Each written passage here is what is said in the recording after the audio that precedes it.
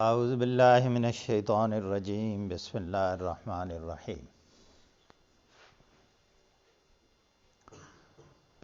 قد افلح المؤمنون، تحقیق فلاح پا گئے ایمان والے۔ سورہ حج الحمدللہ ہم نے ختم کر لی ہے،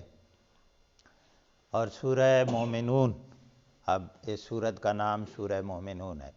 اور اسی لفظ سے اس کا نام رکھا گیا۔ مکی سورت ہے، مکے میں اتری ہے۔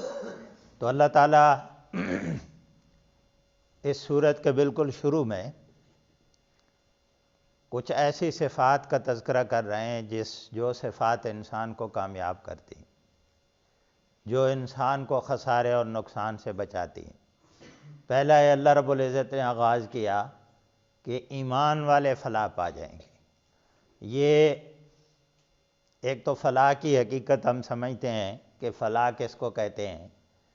ایمان کا کیا مفہوم ہے، یہ ساری چیزیں سمجھنے کی ضرورت ہے۔ لیکن اس سے پہلے یہ آیتیں جب اتریں تو اس وقت جو صورتحال تھی اس کو سامنے رکھیں تو یہ زیادہ آسانی سے اس کا معنی سمجھ آئے گا۔ یعنی مکے میں آپ کو پتہ ہے کہ مسلمانوں کے حالات کیا تھے۔ مسلمان کمزور تھے، نبی علیہ الصلوۃ والسلام کے اوپر ایمان لانے والے لوگ معاشرے کے کمزور لوگ تھے، عام طور پر غلام لوگ، مالی لحاظ سے کمزور، معاشرتی لحاظ سے کمزور، معاشی لحاظ سے، ہر لحاظ سے کمزور تھے۔ دوسری طرف جو مخالفین اسلام تھے، ان کے پاس لیڈرشپ تھی، ان کے پاس مال و دولت تھی، جائیدادیں تھیں، پیسے کی ریل پیل تھی۔ تو اس صورتحال میں یعنی ایک طرف مسلمانوں کے اوپر تشدد ہو رہا ہے، مخالفین اسلام تشدد کر رہے ہیں، ستایا جا رہا ہے، گھروں کے اندر چھپ کر اللہ کی عبادت کرتے ہیں، ہاں جی، مسجد الحرام میں آنے کی اجازت نہیں ہے، وہاں تشدد ہوتا ہے،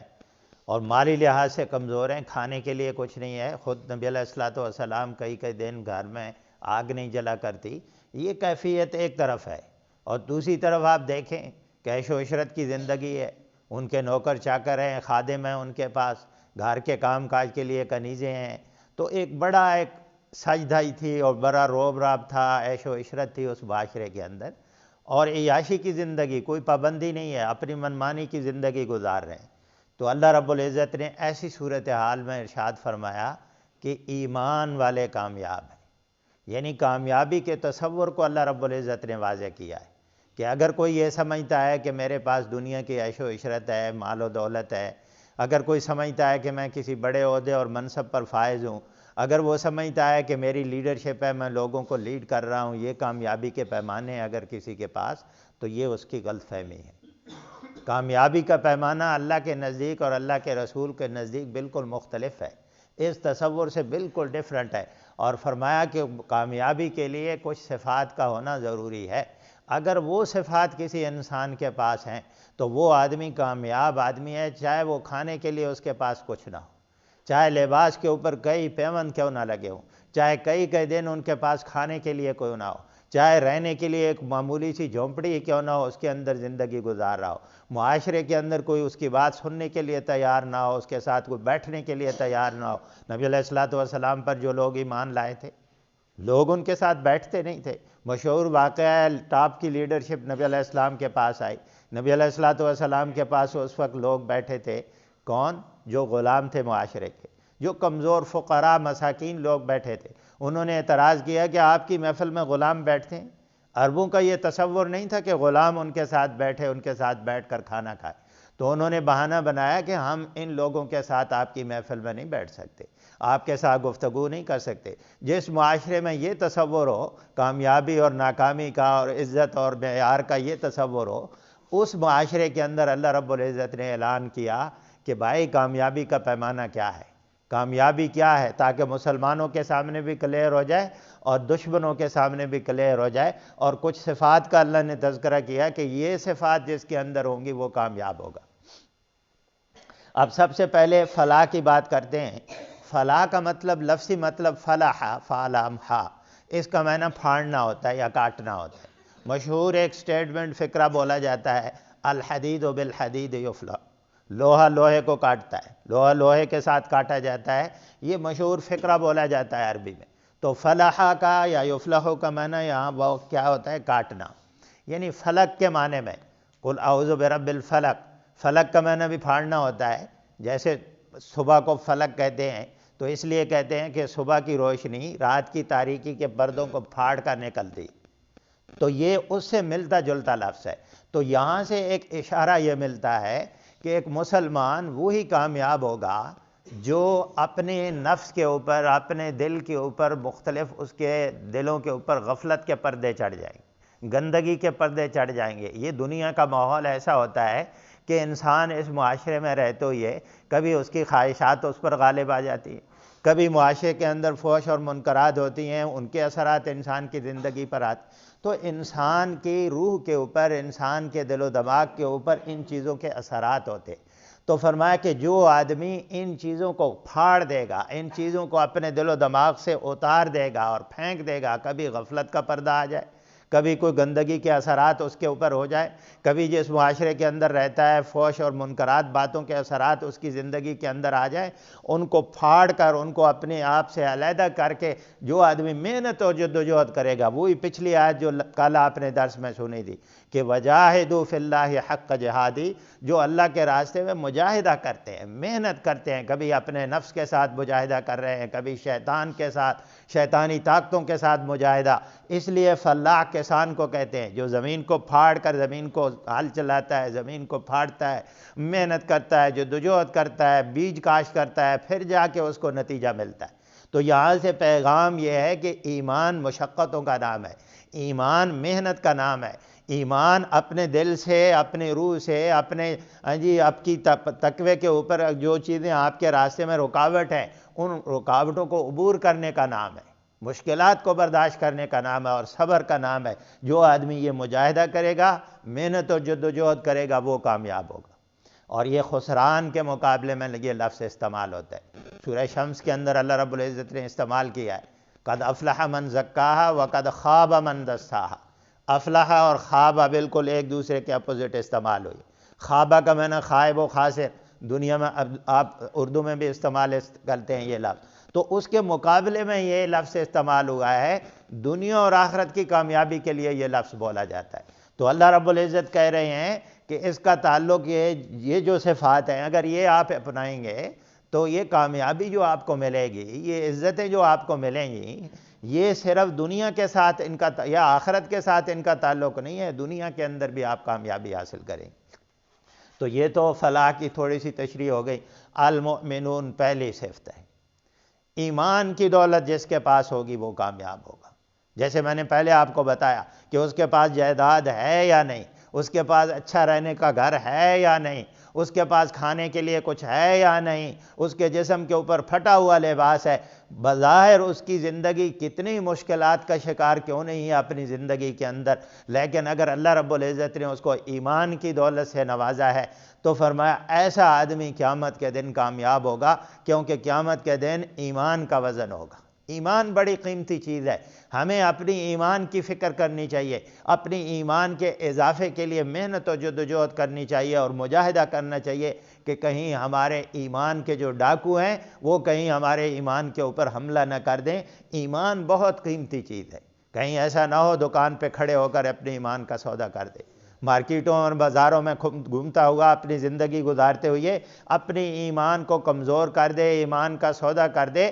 ایمان بہت بڑی دولت ہے، جس طرح ایک قیمتی چیز کا انسان تحفظ کرتا ہے، اس کو اپنی حفاظت میں رکھتا ہے، اس کا ہر وقت خیال کرتا ہے کہ کہیں کوئی چور اور ڈاکو اس کے اوپر حملہ نہ کر دے، اسی طرح ایمان ایک قیمتی دولت ہے، شیطان کے حملوں سے اس کو بچانا چاہیے کہ یہ قیمتی دولت یہ قیامت کے دن مجھے کام آئے گی، قبر کے اندر کام آئے گی، حشر کے اندر کام آئے گی اور دنیا کے اندر بھی کام آئے گی، کیونکہ فلاح اس کے ساتھ اللہ نے لنک کر دیا ہے کہ ایمان کی دولت ہوگی، آپ دنیا میں بھی کامیاب، آخرت میں بھی کامیاب۔ الذین هم فی صلاتہم خاشعون، بنیادی شرط تو یہ بنیاد ہے ایمان۔ اگر ایمان ہے تو یہ چیزیں پھر ایک مسلمان کرے گا، کیونکہ ایمان کے کچھ تقاضے، ایمان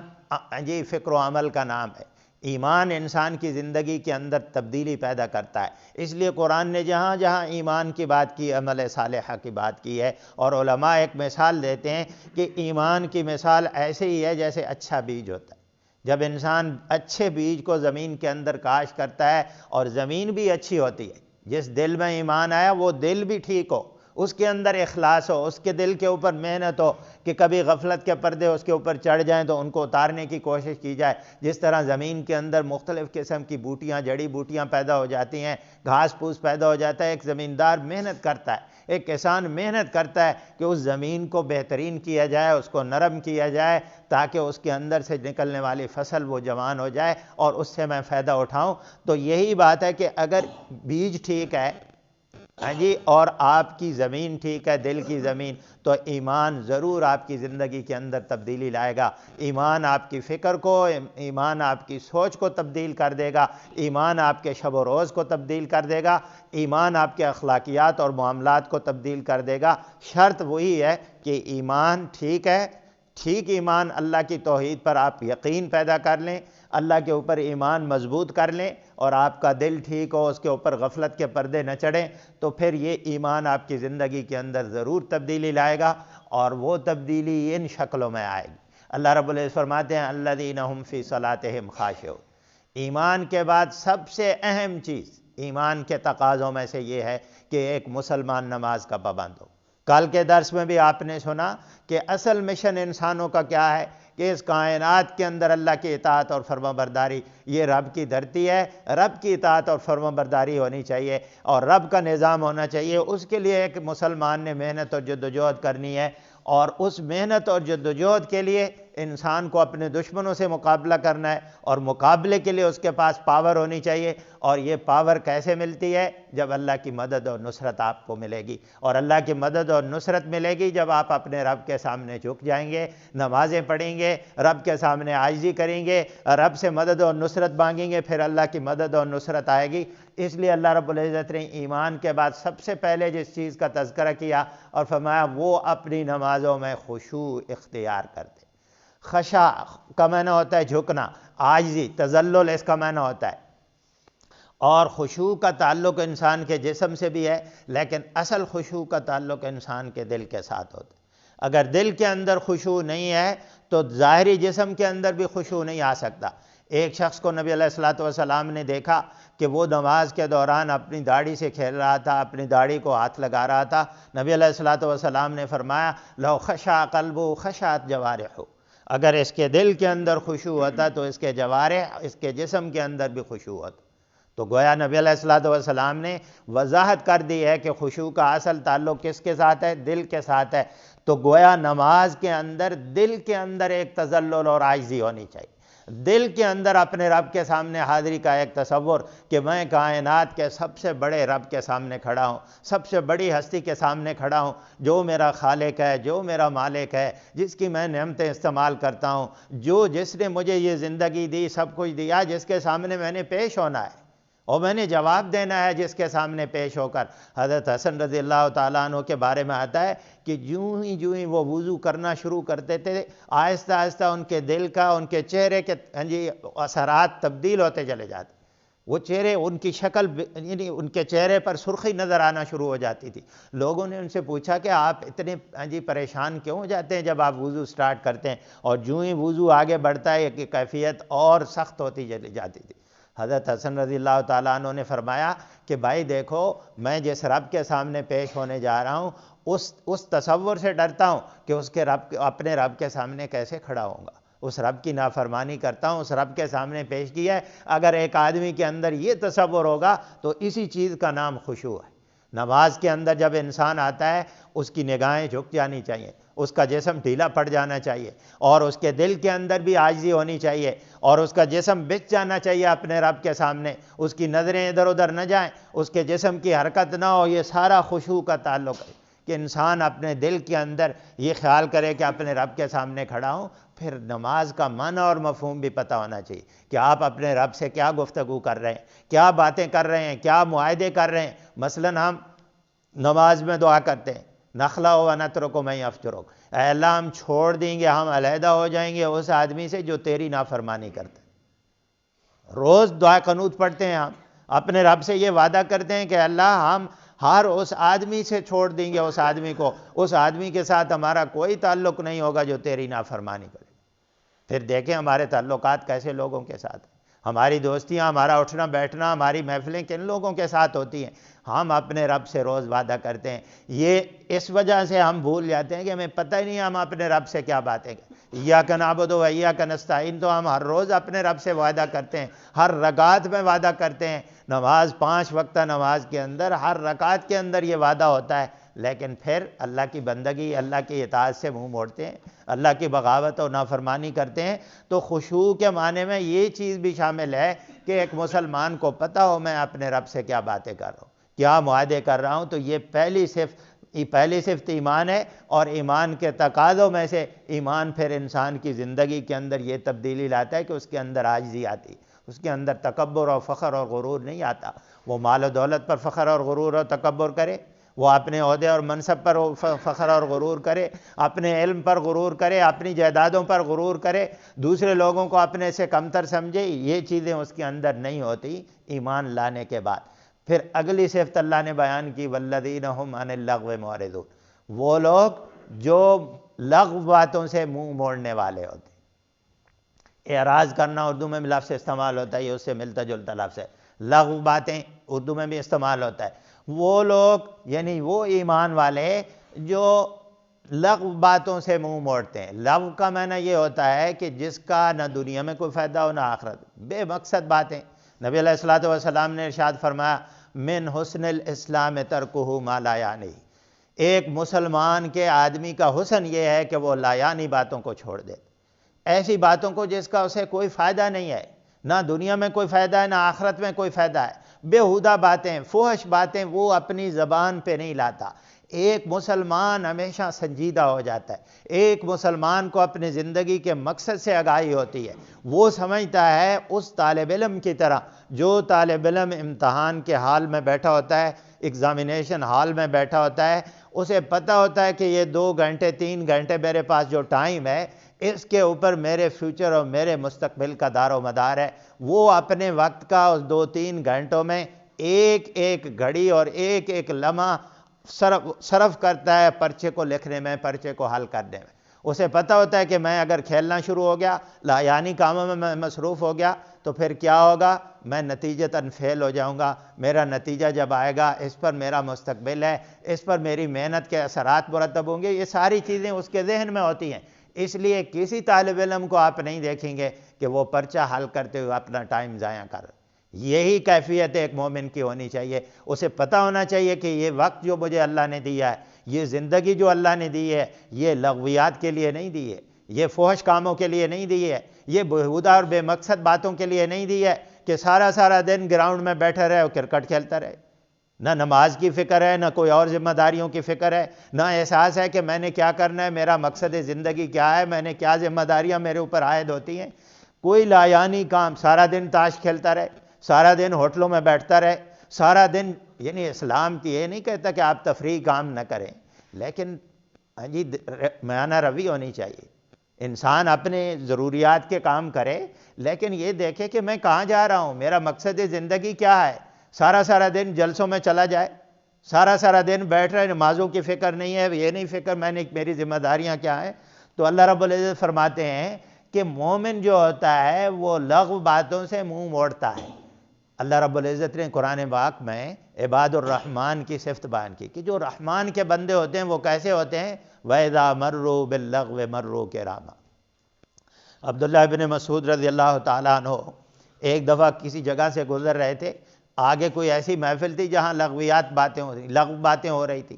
بیہودہ باتیں ہو رہی تھیں۔ حضرت عبداللہ ابن مسعود رضی اللہ تعالیٰ عنہ نے اپنا کپڑا اپنے چہرے پر کیا، سائیڈ سے ہو کر گزر گئے۔ کسی آدمی نے نبی علیہ الصلوۃ والسلام کو بتایا عبداللہ ابن مسعود رضی اللہ تعالیٰ عنہ کے بارے میں۔ آپ صلی اللہ علیہ وسلم بہت خوش ہوئے اور آپ نے یہی آیت تلاوت کی، وَإِذَا مَرُّوا بِاللَّغْوِ مَرُّوا كِرَامًا، کہ عباد الرحمن تو ایسے ہوتے ہیں جو لغو باتیں جہاں کہیں ہوتی ہیں وہاں وہ اس محفل میں نہیں بیٹھتے۔ یعنی لغو باتیں کرنا تو دور کی بات ہے، ایسی محفلوں کے قریب تک نہیں جاتے جن محفلوں میں لغو باتیں ہوتی ہیں۔ وہ بڑے باعزت طریقے سے ہو کر وہاں سے گزر جاتے ہیں، وہ سنجیدہ ہوتے ہیں، انہیں اپنے مشن کی، اپنے وقت کی انہیں قدر ہوتی ہے کہ میں نے وقت مثبت کاموں میں خرچ کرنا ہے، اپنے مقصد کے اوپر خرچ کرنا ہے، اللہ کو راضی کرنا ہے، اللہ کے دین کے غلبے کے لیے محنت اور جدوجہد کرنی ہے۔ اور معرضون میں ایک اور بات بھی ہے، یعنی مطلب یہ ہے، معرضون کا مطلب ہوتا ہے منہ موڑنا، یعنی لغو باتیں کرنا تو دور کی بات ہے، وَإِذَا سَمِعُوا اللَّغْوَ أَعْرَضُوا عَنْهُ، سننا بھی وہ مشکل ہوتا ہے ان کے لیے، کرنا تو دور کی بات ہے، وہ لغو باتیں سن بھی نہیں سکتے۔ جس محفل میں لغو باتیں ہو رہی ہیں وہاں سے بھی منہ موڑتے ہیں، ان کے قریب تک نہیں جاتے، یعنی کرنا تو دور کی بات ہے نا۔ تو یہ ایک مومن کی علامت ہوتی ہے کہ وہ اپنے مشن میں سنجیدہ ہوتا ہے، وہ اپنی زندگی سنجیدگی سے گزارتا ہے، وہ لایانی باتوں سے اپنے آپ کو بچاتا ہے۔ الذین ہم للزکوٰۃ فاعلون، وہ جو زکوٰۃ ادا کرنے والے، للزکوٰۃ زکوٰۃ سے، زکوٰۃ ہے اردو میں بھی لفظ استعمال ہوتا ہے، فاعلون فعل سے، زکوٰۃ کو کرنے والے یعنی زکوٰۃ کی ادائیگی کرنے والے ہوتے، وہ جو زکوٰۃ کی ادائیگی کرنے والے۔ زکوٰۃ کا ایک معنی تو یہی ہے، انفاق فی سبیل اللہ کے لیے یہ ہوتا ہے، چونکہ یہ آیت مکے میں اتری ہے، مکے میں زکوٰۃ کا حکم تو نہیں تھا، زکوٰۃ کا حکم تو جا کے مدینہ میں آیا ہے، تو یہاں اس لیے علماء کہتے ہیں کہ جنرل انفاق فی سبیل اللہ کی بات ہو رہی، کہ جو پیسہ ان کو اللہ تعالیٰ نے دیا ہے اس پیسے کو وہ اللہ کے اوپر خرچ کرتے، یعنی نماز گویا انسان اور رب کے تعلقات کو ٹھیک کرتی، کہ اپنے رب کے ساتھ آپ کے تعلقات ٹھیک ہونے چاہیے، اور زکوٰۃ کیا کرتی ہے؟ انسان اور بندوں کے تعلقات کو ٹھیک کرتی ہے، ان میں آپس میں محبت پیدا کرتی ہے، اتحاد اور اتفاق پیدا ہوتا ہے۔ ظاہر ہے جب آپ غریب کو، فقیر اور مسکین کو، اس کے اوپر آپ خرچ کریں گے، وہ فقیر اور مسکین یہ خیال کرے گا کہ میں بھی اس کمیونٹی کا اور ان لوگوں کا حصہ ہوں، یہ میرے بھائی ہیں، ان کی محفلوں میں بیٹھے گا، ان کے ساتھ محبت کا اظہار کرے گا۔ وہ مشرکین مکہ کی طرح نہیں جو غریبوں اور غلاموں کو اپنے ساتھ بیٹھنے کے لیے گوارا نہیں کرتے تھے کہ یہ ہمارے ساتھ بیٹھیں۔ تو ایک مسلمان اپنا پیسہ غریبوں اور فقیروں کے اوپر خرچ کرتا ہے، اور بعض علماء یہ کہتے ہیں کہ تزکیے کے دو معنی ہوتے ہیں یہ زکوٰۃ کے، ایک زکوٰۃ کا معنی ہوتا ہے پاکیزگی، ایک زکوٰۃ کا معنی ہوتا ہے نشو و نما کا،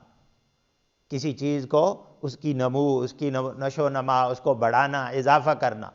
تو یہ پیغام ہے کہ ایک مسلمان تزکیے کا کام، فاعلون، یعنی عام طور پر قرآن کا اسلوب یہ ہے نا، یؤتون الزکاۃ، ایتاء الزکاۃ، یہ لفظ استعمال ہوتا ہے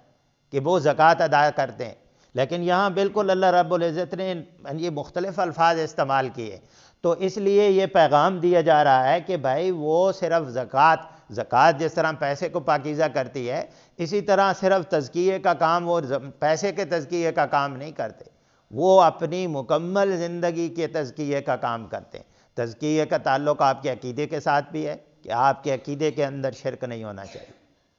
آپ اپنے عقیدے کا تزکیہ کریں، آپ اللہ کی توحید کے اوپر یقین کریں، آپ اپنے رب کے اوپر بھروسہ کریں، تو یہ تزکیے کے ساتھ اس کا تعلق ہے، عقیدے کے ساتھ بھی ہوتا ہے، آپ کے دیکھنے کے ساتھ بھی تزکیے کا تعلق ہے، آپ کے سننے کے ساتھ بھی تزکیے کا تعلق ہے، آپ کے کاروبار کے ساتھ بھی تزکیے کا تعلق ہے، آپ کے تعلقات کیسے ہیں لوگوں کے ساتھ، بیوی بچوں کے ساتھ، ماں باپ کے ساتھ، پڑوسیوں کے ساتھ، تزکیے کا تعلق اس کے ساتھ بھی ہے، یعنی تزکیے کا تعلق آپ کی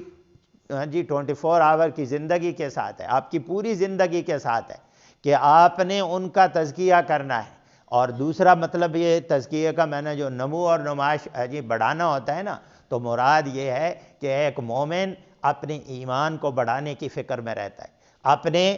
نیک اعمال کو بڑھانے کی فکر میں رہتا ہے، وہ ہر وقت کوشش کرتا ہے کہ کہیں مجھ سے کوئی ایسا عمل نہ ہو جائے جس سے میرے ایمان کو نقصان ہو جائے، میرے نیک اعمال میں کمی ہو جائے۔ وہ ہر وقت دیکھیں صحابہ کرام رضوان اللہ تعالیٰ علیہم اجمعین مقابلے کی فضا تھی،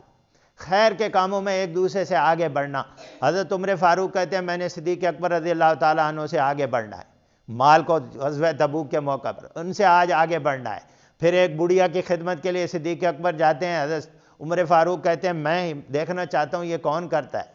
تو یہ ایک مقابلے کی فضا تھی صحابہ کے اندر۔ تو ایک مسلمان کی یہ صفت ہونی چاہیے کہ وہ نیک کاموں کے بڑھانے کی فکر کرے اور ہر اس چیز سے اپنے آپ کو بچائے جس سے نیک کاموں میں کمی ہوتی ہے، نقصان ہوتا ہے۔ تو انشاءاللہ باقی چیزیں باقی صفات کا کل پڑھ لیں گے۔ اللہ رب العزت سے دعا ہے کہ اللہ تعالیٰ عمل کی توفیق نصیب فرمائے۔